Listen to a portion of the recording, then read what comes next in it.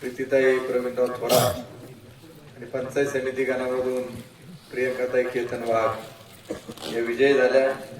आणि आज महाशिवरात्रीच्या दिवशी त्या दोघींचा सत्कार करण्याच्या निमित्ताने उपस्थित ज्यांनी आत्ताच आपल्याला मार्गदर्शन केलं, जिल्हा परिषदेचे माजी उपाध्यक्ष अरुणराव गिरे, गुडगाव शेठभोर, त्याचप्रमाणे दुसरे आमचे सहकारी अजित शेठ चव्हाण, गणेशराव यादव, त्याचप्रमाणे खास खडकवाडीहून उपस्थित असणारे आदेशराव, त्याचप्रमाणे ज्यांचं मार्गदर्शन झालं असेल उत्तमराव थोरात देखील आहे, डॉक्टर दत्ता विश्वासराव, विशालजी वाबळे, गणपतराव उकरडेंनी देखील मार्गदर्शन आपल्या सर्वांना केलं। प्रवीणराव थोरात आहेत, ज्येष्ठ नेते कारभारी बोल, शिवाजीराव वाघसाहेब, पक्षाचे अध्यक्ष धोंडीभाऊ शेठभोर, सरपंच गोविंदराव गांजे आणि पांडुने आता नामोल्लेख केलेले सगळे मान्यवर ज्येष्ठ वडीलधारी, अविनाश तुम्ही सर्व समोर बसलेले अर्जुन, सगळे ज्येष्ठ वडीलधारी तरुण सहकारी मित्र, चंद्रकांतजी बाळासाहेब समजून घ्या। आता सगळ्यांची शेजार नावं घ्यावायची म्हटली का आता जरा वेळ होणारे डॉक्टर स्वपनराव, ग्रामस्थ बंधू भगिनी, तरुण सहकारी मित्र, निवडणुकीचा सगळी पार्श्वभूमी आपणा सर्वांनी सांगितलेली की प्रथमतः मला मनापासून तुम्हा सर्वांना धन्यवाद द्यायचे की जवळपास गेले 25 वर्ष या भागामधून आपण ज्याला ज्याला उमेदवारी निश्चित केली त्याचा विजयी करण्याचं काम तुम्ही सगळ्या मतदार बंधू भगिनी या गटामध्ये आणि गणामध्ये करून दाखवलं, त्याबद्दल तुम्हाला मनापासून धन्यवाद। की आज या परिसरामध्ये गेल्या काही निवडणुकींचा जर अभ्यास केला प्रवीण, तर थोरांदळे असेल, जाधववाडी असेल, रांजणी असेल, वळती असेल, नागापूर असेल आणि बागडी ही गावावर सातत्याने एक मताने आपण जो उमेदवार सर्व निश्चित करतो त्याच्या पाठीमागे उभं राहण्याची भूमिका घेतलेली आहे। या निवडणुकीमध्ये कोण काय म्हणेल याच्यापेक्षा आपण विरोधकांनी वेगवेगळ्या पद्धतीनं लढण्यापेक्षा आपण जर एकत्रितरित्या लढलो तर त्याचा निश्चित आपल्याला फायदा होईल। मागची पंचवार्षिक जर पाहिली तर त्यावेळी परिस्थिती वेगळी होती। जी लढत झाल्यावर राष्ट्रवादी काँग्रेस विरुद्ध शिवसेना अशा पद्धतीची लढत झाली, बरोबर। याच्यापेक्षा काँग्रेसने काही उमेदवार उभे केले होते, परंतु या तालुक्यामध्ये काँग्रेस किती प्रमाणामध्ये आहे हे देखील आपल्याला सर्वांना माहिती। परंतु या निवडणुकीमध्ये किंवा लोकसभा विधानसभेपासून जे काही राज्यात देशात राजकारण झालं की शिवसेना 2 जागी विभागली गेली, राष्ट्रवादी काँग्रेस देखील 2 जागी विभागली गेली, त्यानंतर वेगवेगळ्या पक्षातले लोक वेगवेगळ्या पद्धतीने ताकद घेऊन समोरच्या बाजूला गेले आणि भाजपने देखील आपली मुळं रोवायला या तालुक्यामध्ये सुरुवात केली।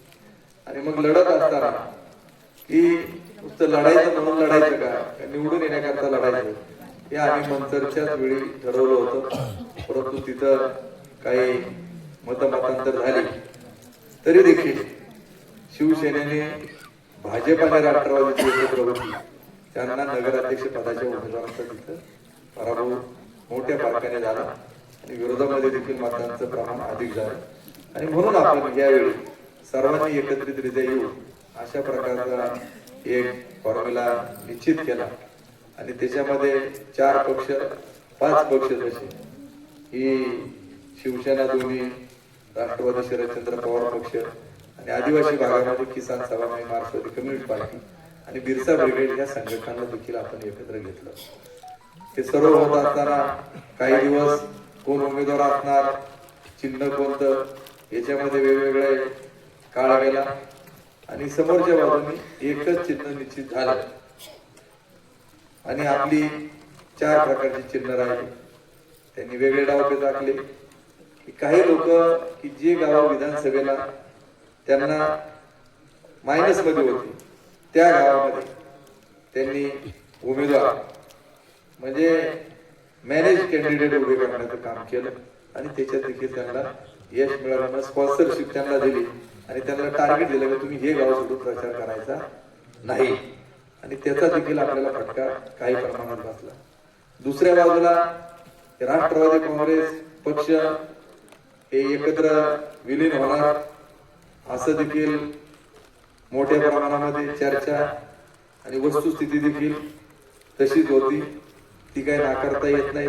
आता साक्षीदार जर कुणी नसेल तर कुणी पण साक्ष लगेच साक्षीदार फिरत राहतो. परंतु वस्तुस्थिती मी भाषणातही निवडणुकीच्या काळात सांगितलं होतं की मला स्वतःला अजितदादांनी 18 तारखेला पुण्याला बोलवलं होतं चर्चा करता. त्यावेळी मी माझी भूमिका क्लिअर सांगितली होती आणि त्यांना सांगितलं की आम्ही आमच्या चिन्हावरच लढणार, आम्ही घड्याळासोबत जाऊ शकत नाही. याचं कारण असं की विधानसभेचा जर निकाल पाहिला तर विधानसभेमध्ये कागदावर जरी तुमचा उमेदवार निवडून आलेला असेल तर जनतेमधून तुतारीचाच उमेदवार विधानसभेला निवडून आंबेगाव शिरूर विधानसभा मतदारसंघातून आले. त्यामुळे आम्ही लोकांचा विश्वासघात करू शकत नाही, कारण लोकांना ते नको म्हणून त्यांनी आमच्या पाठीमागे भरभक्कम उभं राहायचं. आणि आम्ही दुसरे सांगितलं की आम्ही एकत्र लढण्याकरता औरंगाबाद त्यावेळी नव्हते, पण आजू शेठ वगैरे आम्ही सगळी मंडळी होतो. खासदार डॉक्टर अमोल कोल्हे स्वतः होते, सुरेश भोरांच्या घरी मिटिंग झाली आणि आपण सगळ्यांनी एकत्रितरित्या लढण्याचा फॉर्म्युला त्यावेळी निश्चित करण्यात आलेला होता. आणि तुम्हाला माहिती की माझा एक स्वभाव फायदा हो किंवा तोटा, पण एकदा आपण शब्द एखाद्याला दिला तर त्याच्यामध्ये परिणाम काही हो, परंतु माघार घ्यायची नाही. आणि त्याप्रमाणे कारण आपल्याकडे विश्वास ठेवून जर लोक आले असेल तर त्यांना आपण ऐनवेळी दगा देऊ शकत नाही. आणि त्या भूमिकेवर आम्ही ठाम राहिलो. अध्यक्ष देखील दोंडीभाऊ शेट वगैरे हे सगळे आहेत त्या चर्चेमध्ये, आम्ही सगळे होतो. आता आपल्या ह्या निवडणुकीमध्ये मधल्या काळामध्ये अजितदादांचं झालेलं दुर्दैवी अपघाती निधन आणि त्यानंतर की मागच्या काही निवडणुका काळात की ज्यावेळी निवडणुकीच्या काळात असं काही मोठ्या नेत्याचं दुर्घटना होती त्यावेळी काही ना काही प्रमाणामध्ये सहानुभूती मिळाल्याशिवाय राहत नाही. ही वस्तुस्थिती नाकारता येत नाही. जसं ते मागच्या वेळी म्हटले की पिपाणीमुळं आम्ही निवडून आलो, पण ह्यावेळी कोण म्हटलं की नाही मला काही माहित नाही काही इथं या तालुक्यामध्ये जर उमेदवार तर अजितदादांची देखील काही प्रमाणामध्ये सहानुभूती मिळाली हे ते म्हटले की नाही मी काय ऐकण्यात आलं नाही, कुणी ऐकलं असेल ते. पण दुसऱ्या बाजूला ज्यांना खासदार म्हणून आपण निवडून दिलं त्यांनी देखील मधल्या काळामध्ये बाईट दिली होती की मतदान करताना सगळ्यांनी कशाला करा म्हटले. आणि मग लोकांमध्ये काही प्रमाणामध्ये संभ्रम निर्माण झाला, कारण यांच्या चिन्हावर निवडून आलेले खासदार जर म्हणत असतील का घड्याळाला मतदान करा आणि घड्याळाला कोणीच जर म्हणत नाही याचा काहीतरी परिणाम झाला असेल. आमचे प्रशांत आबा त्यांना याचा फटका बसला, थोडक्या मताने 250 मताने ते गेले आणि अशी अनेक काही उमेदवारांना याच्यामध्ये पराभवाला सामोरं जावं लागलं. आता याच्या खोलामध्ये न जाता फक्त एकच आपल्याला सांगतो की जी परिस्थिती औरंगाबादने उल्लेख केला ते खरं आहे की आंबेगाव विधानसभा मतदारसंघामध्ये एकूण जिल्हा परिषदेच्या 8 जागा, आता घड्याळाला किती निवडून आल्या? घड्याळाच्या तुतारीला गेली, 2 कमळाला गेली. पंचायत समितीला आपल्या तालुक्यामध्ये आपल्याकडे इथं 2 निवडून आले आणि तिकडच्या बाजूला 4 आले. म्हणजे मतदार जो आहे तो इकडे तिकडे घड्याळाला नाही. विधानसभेला देखील त्यांच्या विरोधकांची मतं ही त्यावेळी 8,000 जादा होती आंबेगाव शिरूर मधून. आणि आता आंबेगावचा जर विचार केला तर त्यांना पडली 58,600 आणि विरोधामध्ये पडले 60,400.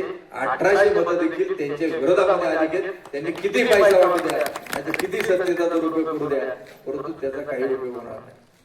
आज काही लोक किंवा आता त्यांची सत्ता काम होणार का नाही असं झाले की नदीला पाणी आले आणि आता तुतारीवाल्याने सगळ्या गाठी झालं किंवा तुतारीची सत्ता आहे आणि धनुष्यवाल्यांचं कधी आता बंद झालेला असं कधी आहे. मी आपल्याला सांगतो की कायद्यानुसार किंवा कुठल्या याच्यानुसार एखादा कायद्याच्या कटात जर सापडला तर जो ग्रह कायद्याच्या ताब्यात असतं त्या गृह मंत्र्याला देखील जेलमध्ये वर्षानुवर्ष बसावं लागलेले हे देखील आपण विसरता कामा. आम्ही आपल्याला शब्द देतो निवडणुकीत दिला होता, आज देखील आपल्याला देतो की उद्याच्या काळात आता बरेच जण म्हणतात आपण विरोधात आता प्रवीणराव, अरुणराव, अजितराव तुम्ही सत्तेमध्ये विरोधात आम्ही फक्त तुतारीला बाकी कमळावाले सत्तेत, घड्याळावाले सत्तेत, धनुष्यवाले सत्तेत. आता तुम्ही जर एवढे सत्तेमध्ये त्या ठिकाणी तर आम्ही ज्यावेळी तुम्ही चुकाल त्यावेळी रस्त्यावर उतरण्याची जबाबदारी आमची त्या ठिकाणी आहे आणि न्याय देण्याचं काम तुम्ही सत्ताधारी म्हणून त्या ठिकाणी केलं पाहिजे हे देखील मला आवडलं. त्यामुळे काही अडत नाही. फक्त एक ध्यानात ठेवा की आज निवडणुकीत काय कोणी दिला असेल हे सगळ्यांना माहिती. समजा आपला रुपया गेला असेल त्यांचे 5 गेले, त्यांनी जे केलं ते आपण केलं. परंतु उद्याच्या काळामध्ये आज कांद्याचे बाजार पडले, तुम्ही आशेवर काय दोंडेवर शेवट कदाचित काढायला आला, त्याचा हिशोब चालला तेव्हा कॅल्क्युलेटर एवढी पैसे निघली तर आता 130 निघेल. आजच्या बेटा काय झाला माहिती?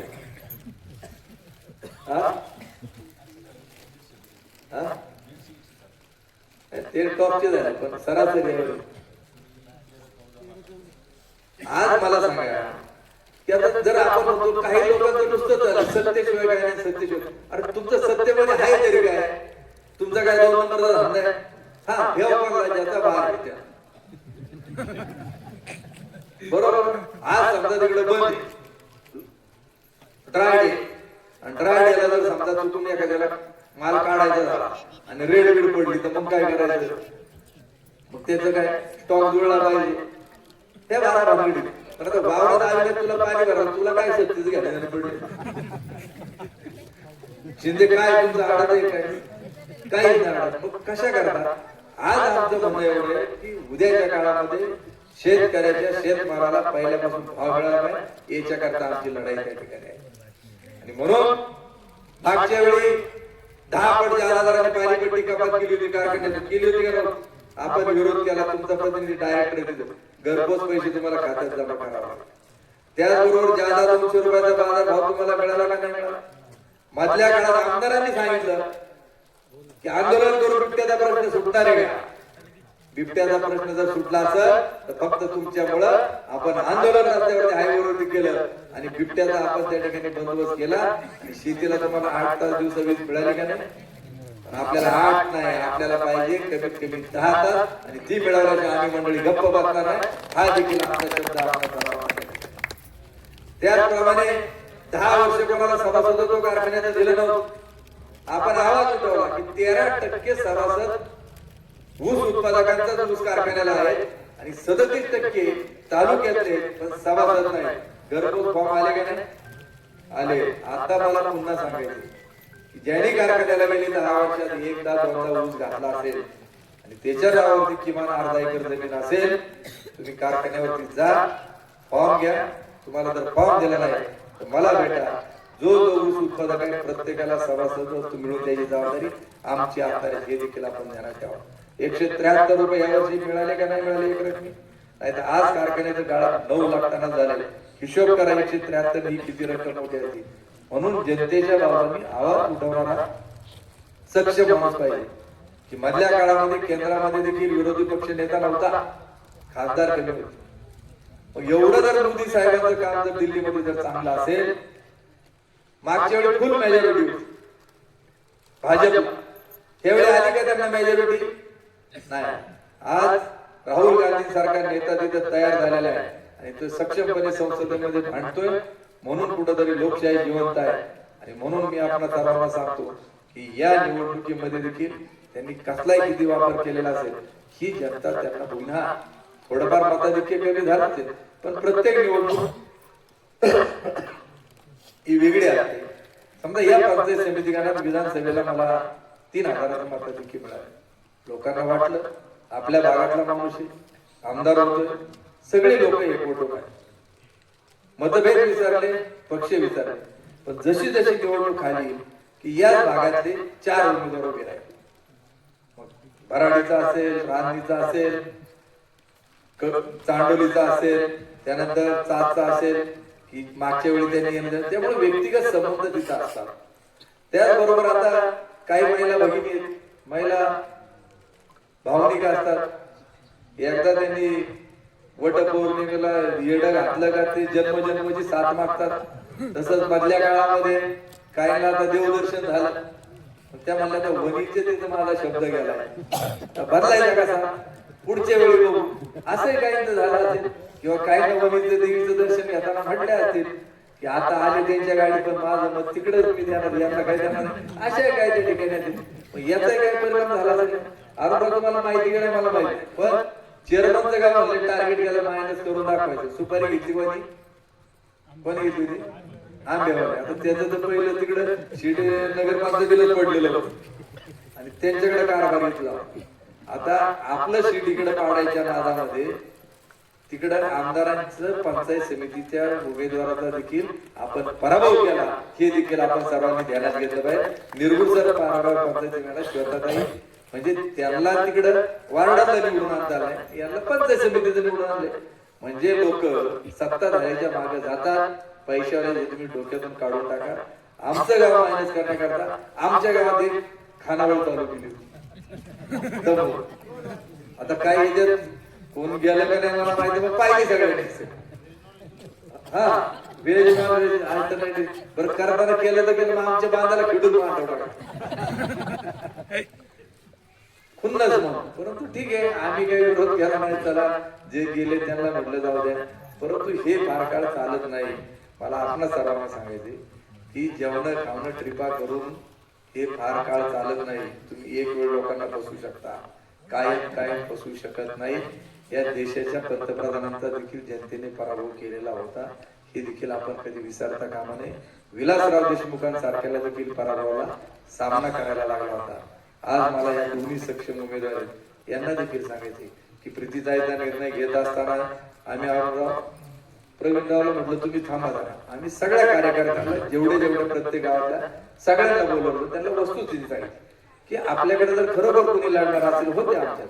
विशालराव वाबळ्यांची मिसेस त्यांची देखील तयारी होते, केतनराव प्रियंकाताई त्यांची देखील तयारी होते की बाबा आपल्याला लढायचे, कसं लढायचे, समीकरण कसं जुळवायचं. आणि मग मी प्रीतीताईला विधानसभेच्या वेळेसच मी गेलो होतो त्यांना विनंती करायला, अजून दोघांना केली होती तुम्ही एवढ्या वेळ मला साथ द्या. मागच्या वेळी मी सांगितलं चांगलं विधानसभेला, आता जर साथ दिली तर मग तुम्हाला कधी लीड आता कळवलं नाही. लीड तांडवली तुमचा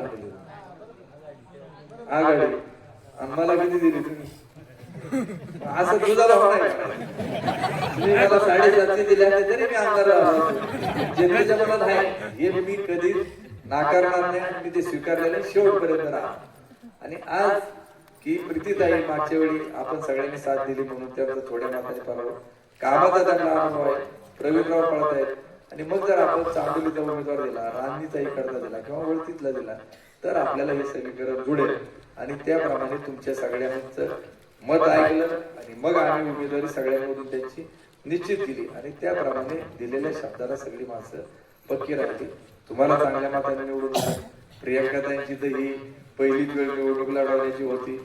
यांचं केतनरावचं लढू का नको लढू नंतरच्या याच्यात त्यांना ज्यादा जिल्हा परिषद मध्ये इंटरेस्ट होता, पण म्हटलं आपण कुठं ना कुठं तरी याच्यात हे जुळवलं पाहिजे. आणि प्रियंकाताई देखील चांगल्या मताधिक्याने निवडून आल्या. आता मला तुम्हाला एक सांगायचं की उद्याच्या काळामध्ये जे आपल्याला काम करायचे, लोकांसाठी काम करायचे, मी त्या दिवशी सांगितलं की तुम्ही दोघी महिला सक्षम आहेत. आमचं म्हणणं अजिबात नाही की तुम्ही आमच्यासारखं रोज उठलं का सकाळी दशकिऱ्याला यावं, लग्नाला जावं, असं आम्ही तुम्हाला मुलांना आग्रह करणार नाही. तुम्ही लोकांच्या सुखात दुःखात गेल्याच पाहिजे. महिलांना सकाळी दशकिऱ्याला वगैरे यायला एवढं सहज सोपं त्या ठिकाणी नसतं. कारण आता केतनरावला जर दशकिरीला जायचं तर तुम्हाला त्यांचा नाश्ता पाहिजे तसंच तुमचं येईल. तर तुम्ही ज्या ज्या कुटुंबामध्ये अशा प्रकारची घटना घडेल तुमच्या वेळेनुसार त्या 10 दिवसामध्ये त्या कुटुंबाच्या घरी जाऊन त्यांचं सांत्वन केलं पाहिजे. त्यांची अडचण समजून घ्या, त्यांना खरोखर कशाची गरज आहे. त्याचबरोबर महिलांच्या बाबतीचे आरोग्याचे विषय, कॅन्सरच्या बाबतच्या ज्या तपासण्या असतील, त्याचबरोबर महिलांचं एचबीच्या संदर्भामध्ये काही इश्यू असतील, याच्या संदर्भामध्ये किंवा मुलींच्या संदर्भामध्ये आज शाळा कॉलेजमध्ये ज्युनियर सॅनिटरी नॅपकिन पॅड्स वगैरे असतील, हे आपल्याला कुठल्या तरी याच्यातून CSR मधून वगैरे हे कसे आपल्याला त्यांना पुरवठा करता येईल यासाठी आपल्याला काम महिलांसाठी. आणि सगळ्यात महत्वाचं जेवढे काय बचत होते त्या बचत गटांना बँकेला रेडी हे करून की आज 2% जवळपास म्हणजे महिन्याचा जो व्याज धरेल तो आपल्याला कमी करून वार्षिक 4% पर्यंत म्हणजे बँकेचं त्याला योजना असते. समजा पिठाची गिरणी असेल, आपण एक पाहिली पाहिजे जुनी यादी घेऊन की त्याच कुटुंबामध्ये पुन्हा पिठाची गिरण चालली का, पुन्हा पाठीवरचा पंप आहे त्याच कुटुंबामध्ये चालला का, पाईप त्याच घरात चाललेत का, हे तुम्ही मागचं सगळं काढा त्याच्यामधलं. आणि मी लय काम केलं, मी लय कार्यकर्ता आहे म्हणून माझ्याच घरात ताडपत्र्या सगळ्या हे आपलं होता कामा नये. त्याला गरज आहे त्याच्याकरता काम तुम्ही निश्चित करावं अशी देखील माझी एक अपेक्षा आहे. त्याचबरोबर विहिरींसाठी आज 4-5 लाख रुपये अनुदान दिले गेले. तुम्ही या भागातला जो माणूस असेल त्याच्याकरता एवढं काम करा की ज्या शेतकऱ्याला विहीर खोदायची असेल, आणि तुम्हाला सर्व कार्यकर्त्यांना मी सांगतो की विहीर खोदकाम करण्याच्या अगोदर की तुम्ही जिल्हा परिषद पंचायत समितीचे आपले जे सदस्य आहेत तर त्यांच्यासाठी तुम्ही पहिलं त्यांच्या कानावर घ्या की काय होते काय नाही, आणि तर नंतर तो तुम्ही निर्णय घ्या. आणि आमची अपेक्षा आहे का या भागातल्या ज्या शेतकऱ्याला विहीर खोदायची असेल त्याला प्रत्येकाला 4 ते 5 लाख रुपयाचा लाभ मिळवून देण्याकरता या दोघी निश्चित काम करून दाखवतील हा विश्वास देखील मी या निमित्ताने व्यक्त करतो. आणि त्यासाठी तुम्ही या योजना ज्या आहेत, काही दिवस तुम्ही नाही इकडे आले तर, पण योजना ज्या जिल्हा परिषद पंचायत समितीच्या आहेत त्या तुम्ही चांगल्या प्रकारच्या अभ्यास करा. उद्याच्या काळामध्ये जसा संसदेत खासदार चांगला काम करतो त्याला संसदपटू मिळतो, जो विधानसभेत चांगला काम करतो त्याला विधानसभेमधला चांगला संसदपटू म्हणून पुरस्कार मिळतो. तसा उद्याच्या काळामध्ये तुम्ही दोघी देखील आज तुम्ही संख्येने कमी असाल पण कामगिरी तुमची इतकी उजवी असली पाहिजे का प्रीतीताई देखील जिल्हा परिषदेमधल्या आदर्श सदस्य आणि प्रियांका देखील पंचायत समितीमधल्या आदर्श सदस्य म्हणून तुमचं काम निश्चित आम्हाला पाहिजे. आणि त्याकरता आम्ही तुम्हाला चांगल्या प्रकारचं सहकार्य करू अशाच प्रकारची भावना या निमित्ताने व्यक्त करतो.